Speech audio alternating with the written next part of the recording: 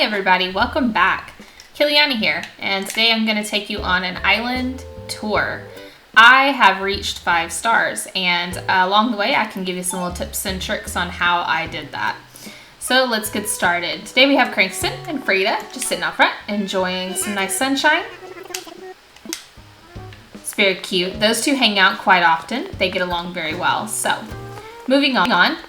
One of the first things I did early on was I started to place fencing and flowers everywhere.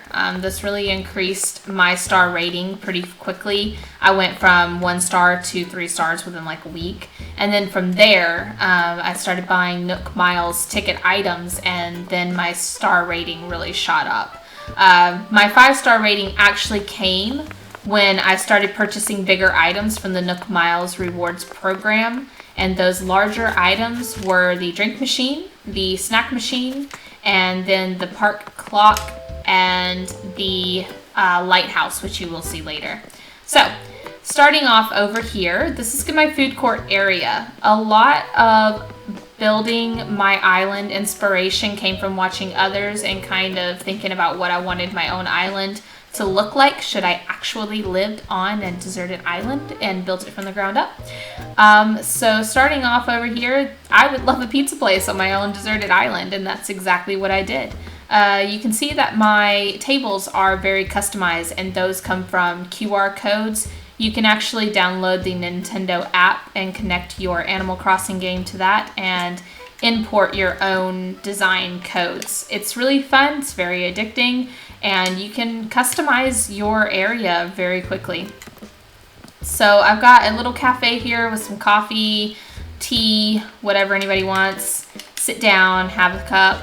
I've got a garbage can and a little serving cart here for when people are done, they can put their plates on. I'm currently searching for a set of plates to put on top of that cart so that you know what it impacts.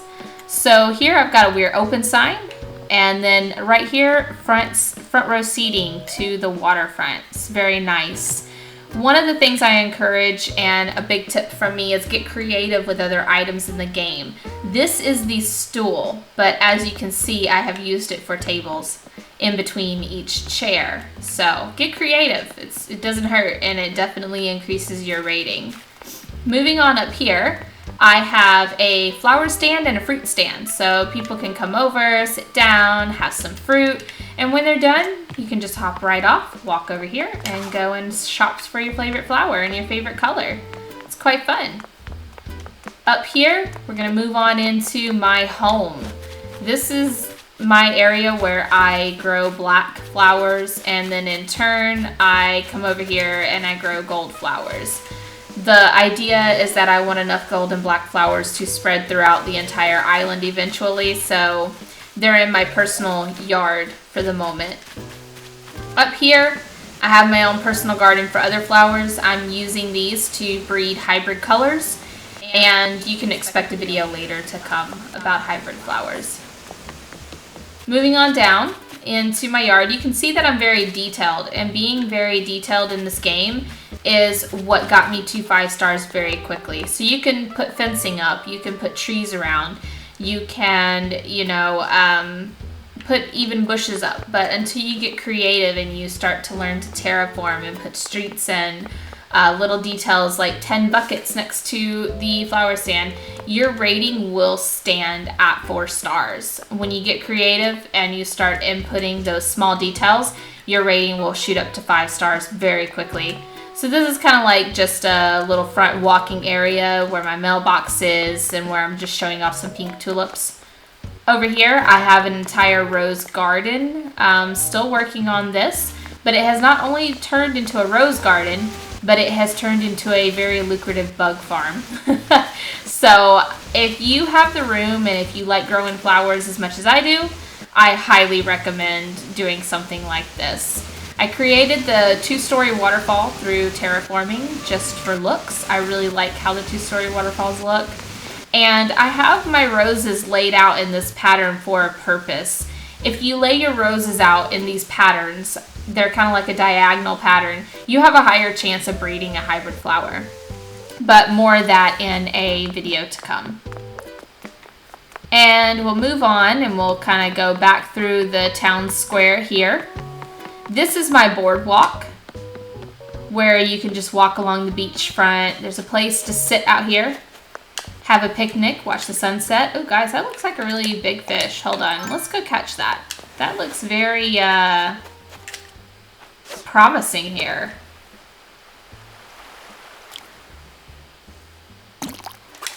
Ah, it happens every time. Oh, okay. Moving on. Let's forget that loss. I have not done anything with this area yet because the creativity for this has not hit me. So it's blank for now. Up front, we have a nice little seating area with the fountain. You got a Horde flag in the background. That is my town flag. I do play a lot of World of Warcraft. And here, I think this is going to be the future for Brewster whenever he or she visits my island.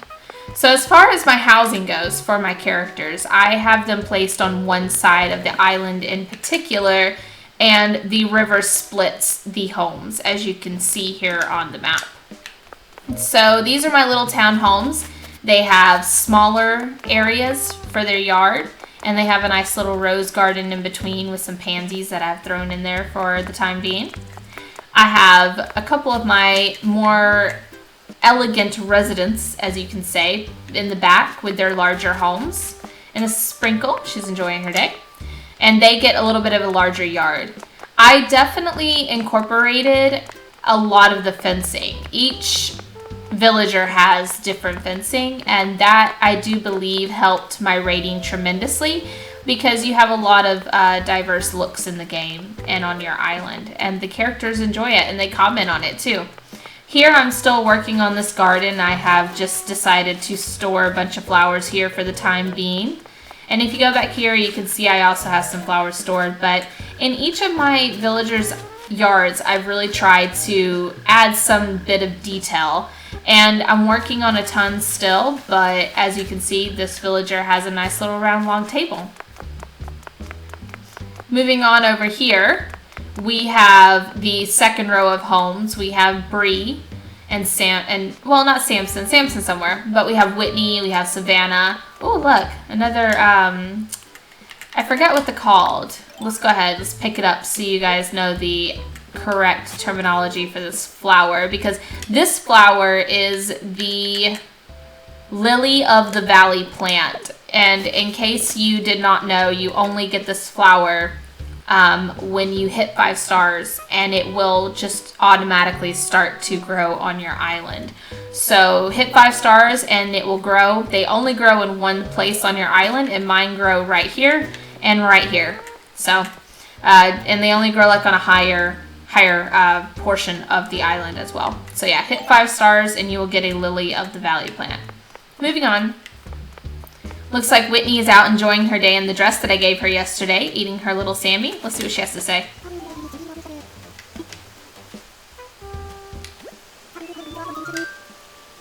Aw, she's so cute. You dropped this? Let's see. Oh yeah, I picked up something earlier. One of my residents lost it, so let's just see if it's hers. Ah, Samson. Samson's dropping, he drops everything. He's always dropping something. Okay, moving on. So this is a lot of my fruit trees. I didn't really have anywhere else to store them, and it really they did really create this nice like block off from the ocean, which is what I was going for in this walking area right here. So they fit here perfectly. Hopping on over here, this is my Zen garden. Got a very interesting looking double waterfall here.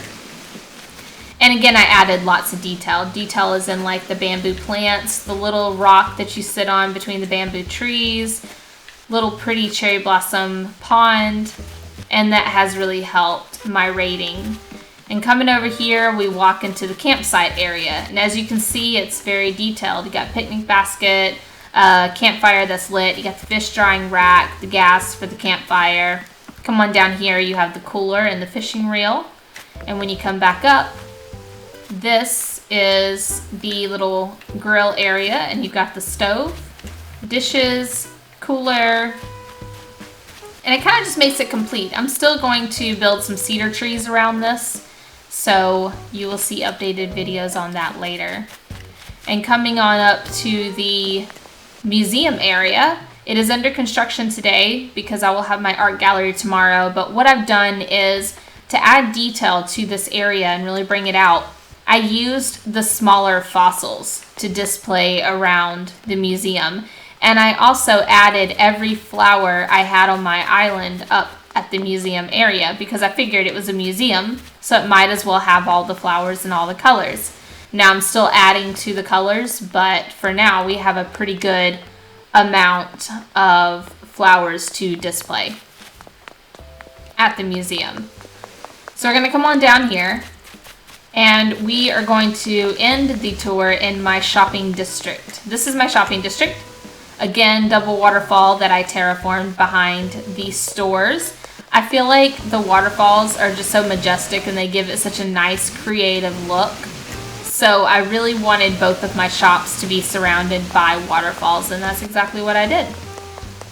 And that's it. That's it for my 5-star island tour. I hope some of the tips that I gave will help you in achieving 5 stars.